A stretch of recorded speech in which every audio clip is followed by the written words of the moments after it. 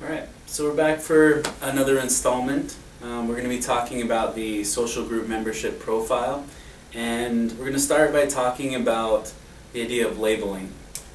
Some people were a little disappointed or even a little angry about the idea of filling out the boxes about being advantaged or disadvantaged, dominant or subordinate, and took offense sometimes to that idea of being subordinate. Just keep in mind to not misinterpret the purpose of that assignment, that it has nothing to do with your worth as a person, right? If you're dominant, that doesn't mean you're worth anymore as a person. If you're subordinate in this framework, it doesn't mean that you're worth less. It's simply a description of how oppression has happened over the course of many centuries. For example, if you're talking about racism, it's true that white people have taken a dominant role in this country, and people of color have been forced into a subordinate role. Right? It's really important to remember that the subordinate role is not a choice. It's something that people are forced into, and it has nothing to do with the worth of the person.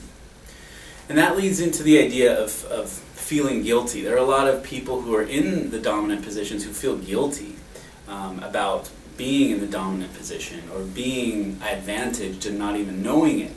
Right? So there's no reason to feel guilty about it right at first. If you continue to behave the same way, then yeah, maybe you should feel guilty about doing some crappy things to people. But the idea is that you can make the change, right? You can erase that idea of guilt to a certain extent by doing things.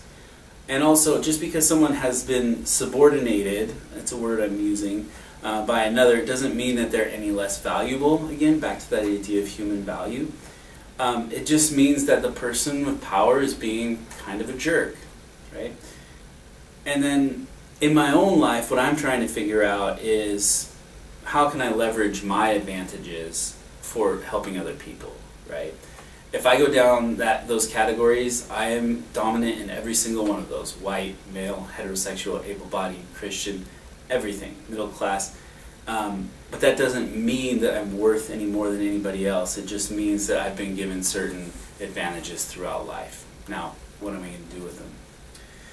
So, a good question to ask yourself about advantage and disadvantage is, how do you become aware, or how did you become aware of your advantage? Right? Think carefully about that. If you're not totally aware of your advantage, start thinking more deeply about it. For example, it's quite possible that you've had a very difficult life. Maybe you were born in a poor family here in the United States, but also understand that just being in the United States is a certain advantage compared to people from a lot of other countries where the idea of poverty is significantly different, right? Here in the United States, if you're living in poverty, it's possible that you have a roof over your head, you might have running water, a car, but still be severely struggling. So think about that level of struggling versus the level of struggling that even more disadvantaged people around the world are at. So it's very important to not become part of the ignorant advantaged or the purposefully ignorantly advantaged, right? You want to get to know things and understand how the world is working. I'm just going to end with a quote here. Somebody said in one of the discussions or in one of their writings, "It is a dangerous game to create a comparison of who has it harder than whom." And I think that's a good thing to start thinking about. See you later.